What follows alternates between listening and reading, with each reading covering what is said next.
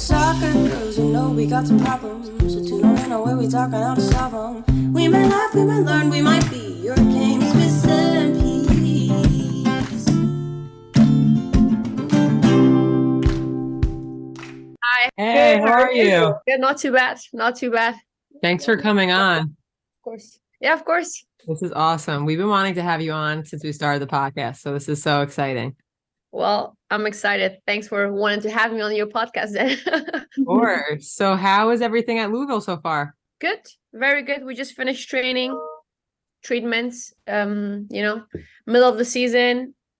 We're trying to make the playoffs. I think it's possible. So optimistic. We just lost the cup final, Challenge Cup final, this weekend against Courage, which obviously is disappointing. But overall, going the right direction. I'm coming back from my injury slowly, and I'm trying to kind of find myself again. And I feel I'm getting there slowly.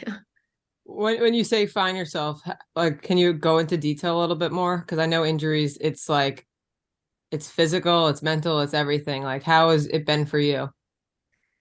I mean, all of the above, obviously the mental aspect has been a big one to start with, just because it was my second ACL.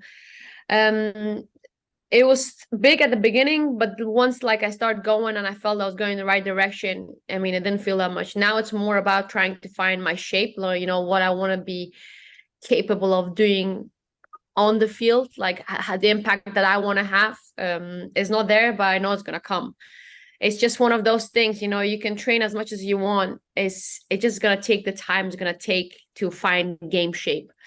So yeah, I mean, I'm optimistic. I'm very happy to be on the field again and not be in the gym stuck alone and go through all that shit. And honestly, it's weird because I don't know if you guys have like major injuries. You never think of like little things when you're healthy, but once you get injured, like just being able to not be in pain, like laying there where you don't feel pain, you're like, oh, thank you so much. So there's a lot of days where I'm just like excited to be healthy again, and everything else that I can work on. It's funny how you just feel so much more grateful when you do feel good because you're Yeah. going through the hell right now. Yeah. You said you tore your ACL twice. Was it the same knee or two? No, it was the opposite. Like the first one I did in September 21. I think it was 11th of September. It was a tackle, like full contact. Somebody it came too late and she had no chance to get the ball, and then she kind of went through me. And I was like, on my way away and had like only one leg planted and she hits the leg. And then I had surgery 21st of September 21. And then I came back, really quickly. I was a part of the Euros. I wasn't really getting myself 100%, but I was slowly getting there. And then 2022, September 21st, the day I had my surgery, I know I'm like, God wants to tell me something. Again, it was a contact, and it's just, there was nothing I could do about it. And yeah, and then I had my surgery a bit later this time because I had so many things lined up in the off season, and I could not, cancel them. So I had to like go through that and then get my surgery. But it's part of the game. And then I know mentally I'm very, very, very strong. And like I had like days, of course, I'm also a human being, where you feel horrible and you feel bad for yourself. But at the end of the day, I try to maintain a positive mindset, because I think that probably has been the key for me to recover so quick both times, and then being already on the field. Yeah. Have you had any support like with a therapist or sports psychiatrist or whatever it is, or even just groups or a book? Like, is there any resource that's really helped you get through this injury? Because it's your second one, and we know it's like the biggest one that soccer girls are afraid of. No, not really. I think again, the reason is very simple. I'm one of those people who can always put things in perspective. Yeah, it is horrible to be an athlete and being injured with like an ACL, but I've been through things that are a million times worse than this, and I was like, you know what, it could be so much worse. I know it sucks. I know that I'm going to be in this for like 7 months or whatever, but at the end of the day, I always try to find the positives in this. And then, you know, and it's the reality. It could be so much worse. Like, you guys at times would have no idea. And for me, I've been on the other side and I've seen a lot of crazy stuff and I've experienced it. But I know there's things, people who've been through worse than me. So I think being able to put things in perspective and you know, and I don't know, look a bigger picture. Yeah, I like that the saying, just it could be worse. Like, that's just a good motto to like go Yeah. around with, because it's honestly, it like brings a positive into it. It's like, it could be worse. I'm you know, I am where I am now, but I can get back. I can get back as a better player too. And I'm sure that you believe that. Yeah, 100%. I think, you know, it's funny you said that, because it's one of those, it's become like a mantra of mine. The reality is, I think not a lot of people will, if you sit down, no matter how bad of situation you're in, you're always going to find positives, like no matter how hard the situation is. I remember, and it became a thing, I think it was 2019, 20. I was in PSG. We had a great season, and PSG and Lyon are two, you know, Europe's two like toughest teams. And it was at the end in the league, always between Lyon and PSG, who's going to win the league. And we had same amount of points. It was the second last game of the season, and the team that's going to win will win everything. Like, you know, you become champions. And I remember, like, you know, we're like really optimistic before the game. Like, this has been a great season. We're going to go kill them, you know, in Lyon, in front of, I don't know, 27,000 people. We went. I've never in my life played against a team that was that good within like 30 minutes. Oh my God. They were so good. And we could not I don't know, find our game. And we lost 4-1. And, you know, the day after the game, you're trying to find something positive. And then I was very, very devastated. You know, some of my friends who plays Lyon, you know, they were like, oh, welcome to Lyon, my love. And, you know, so I was hurt. My ego was hurt, everything.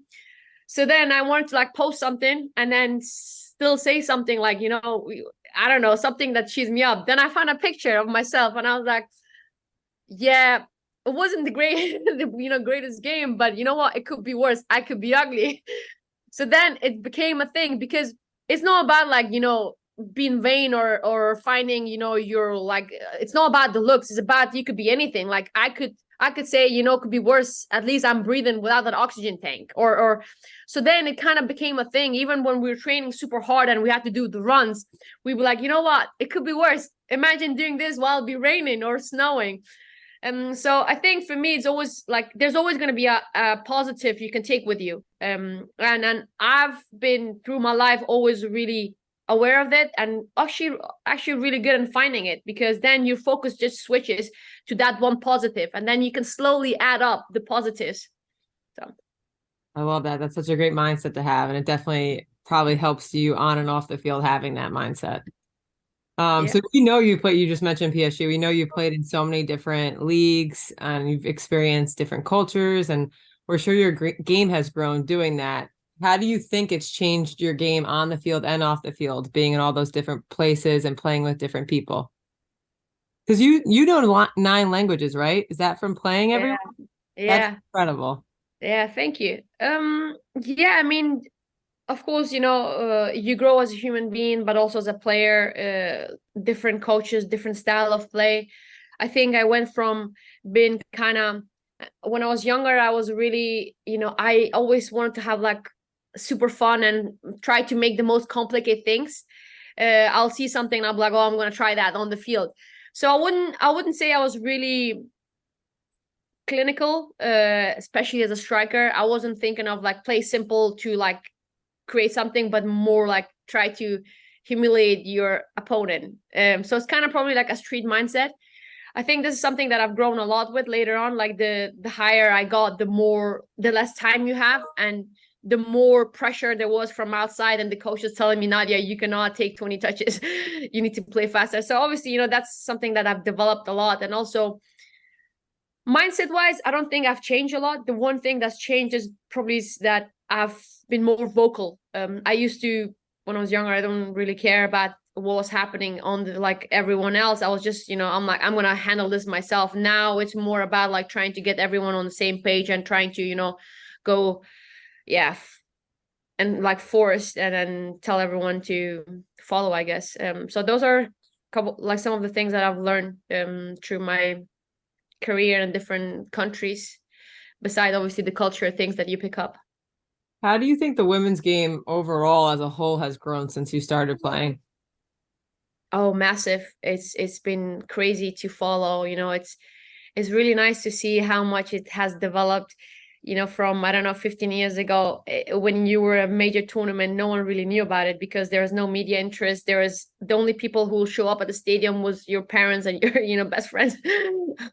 You all have 50 people clapping, eh? So seeing the development of of the game is pretty cool. Having sold out stadiums, tournaments. Of course, it because gets bigger when there's like a World Cup or European Championships or Olympics, but that kind of affects also the leagues. And it's not only about like the interest, but if they go hand in hand, the more interest, the more investment, better facilities, better quality of players, higher level of sport. So it's kind of like we're in positive circle, I would say. Right now it's going the right direction, and really hope it's going to keep up, and then at the end of the day you want the same circumstances as you have on the men's side. I feel we're far from it, like when you break it down and see how things actually are. But I think it's gonna come. It's Rome wasn't built over one day. It's gonna take time, the time that's gonna take. But for me, the best thing is that we are on the right path. And one thing that is also important for me is I really hope it's not gonna be only few nations. You want you want to be a global thing. You want, I don't know, parts of South America, parts of Africa or Asia also to be involved, because right now you have only like parts of North America, you have parts of Europe who are really going like women strong, let's go, let's make it bigger. But the world is way bigger than that. And I think for me, somehow if we can bring access to those parts of the world where women's game is not that strong, any kind of sports, that would have a bigger impact on the environment, on their well-being, on their futures than anywhere else. So this is something that I'm very passionate about, and I hope I can be a part of it to change. Wow, yeah, I love that. And it's been you're right, Rome wasn't built in a day, but it's been so fun to even see this past World Cup, how many new teams and countries have actually like broken records. And it's just been I'm sure like you're thinking back to when you were a kid and you would have never imagined you'd be where you are now, and women's soccer would be where it is now. So it is so cool to see that growth. And we're so excited to see you as part of that, because you're definitely making a difference for sure, just by playing. So tell us, you went to medical school? Yep. You're a doctor, right? Yeah. I graduated last year, January 14th. I had my last exams. Yeah, it's been a long like ride. I don't know. I've always played football because it made me happy, and I've enjoyed playing football. It's like I still do. When I'm on the field, I forget everything around me. Like I feel like I'm 9 years old again. But I always knew also that I wanted to have a bigger impact outside football in a different way. And of course you can do it in a million ways, but I don't know, I think being a doctor was kind of my calling, because you get to have a lot of responsibility on your shoulders. You can literally save someone's life, and that somehow is appealing to me, like pressure, responsibility. I guess I wouldn't say it's power, but it is some indirectly, it is power. So and yeah, through my life I know how it feels to be on the other side of people having power, and I know how much it had impacted me, my journey, my character, when someone acknowledged me or tried to help me. And I wanted to be in that situation. I wanted to do that for other people who don't have a voice, or people who don't have anything, and you're the last hope to do something. So yeah, started, and it took me, usually med school takes 6 years before pre-med. Yeah, for me it took longer. It took me, I did my bachelor 3 years, and then the master's was a bit hard because I was being I mean, I was also full-time pro when I was doing my bachelor, but I was in Denmark, and the system is built kind of around like it gives you time to like have education. So you'll train in afternoons, after school. But once I signed my first overseas contract, then it was really hard. So it took me longer. But yeah, last year was my final exams, and I was you have no idea the pressure I was feeling, before, and all these years with the exams. And it was a big moment, and I'm very happy my mom was there to experience it, so it was I'm very, very happy that, I've done both. You are amazing. I mean, how did you balance it all? Like, how did you balance a social life, playing soccer, like keeping up with schoolwork? I mean, can you tell us a little bit about that? Yeah, sure. It wasn't easy. That's the truth. I'm not gonna lie and make it super easy. It wasn't, and so what I used to do, especially during my masters, is that in Denmark or in med school, how it works is that you have 2 months of mandatory where you have to be at the hospital internship, and previous this, like, you have 5 months, 3 months of 3 to 4 months of lectures, classes, and stuff, but those are not mandatory. So what I used to do is I'll be in season during the classes or whatever, and then in the off season I'll used to take a semester where I'll just show up for the internship 2 months, because especially here the seasons are off season is quite long. So I'll prepare at home or in the club. I wouldn't really, because then I'll show up last minute, and I would have 2 months of internship while trying to study everything that I was kind of lacking. And then for the 2 months, 3 months, I had no life. Basically, I would, wake up, do my training, and then study or do the internship, and show up for my exams. And somehow it worked. And I think if you really want something, you're gonna find time for it, and that's what I did. I really, of course, I've missed out a lot of things. My friends and myself, like a lot of experiences that where I was, off season, my friends are, I don't know, in Mexico, Cancun, having the best time of their lives, and I'm sitting in like a little hall somewhere in a basement trying to study. Yeah, it not always easy, but I knew what I was doing it for. I could always, see the light, and I think that was kind of my motivation. And at the end of the day, I'm super, super, proud, I guess that's the right word, Totally. to have And done both of it.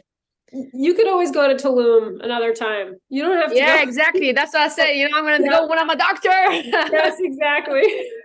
And ball out. I feel like that goes with same thing with soccer. If you want to be a pro, like, you want to make yourself proud, and you're going to do anything you can to achieve your goals. So if that means missing out on things, it's worth it to you if that's what you really want. So I love that. How do you avoid burnout? That's a good question. I think, again, it's for me, it's a mixture between what I don't want to experience again. So like, I'm trying to get away from being, I guess, powerless, helpless, and then my destiny being on someone else's hand. I don't want to experience that helplessness ever again. That's one of them. And the other one is my motivations, the goals that I've had, so those things always work as like an engine. So I've never really felt that, I'm being forced. I've never like had that feeling. It's always been something that I wanted to do. I think this fire is always been there, and my motivation, as I spoke earlier, was to make a difference, be like, have an impact on other people's lives, because I think that's at end of the day how you define humanity and humans, and I want to be a good person. And because I know how big of an impact it can have on other people's lives, and I've experienced it. I've been in the worst place you can be, and then someone just gave me a banana and it changed my life. So it's a little thing, it's a little sparks. You can just smile at someone, it is going to change their entire life. So that's my biggest motivation. And plus, also, I want to help my family.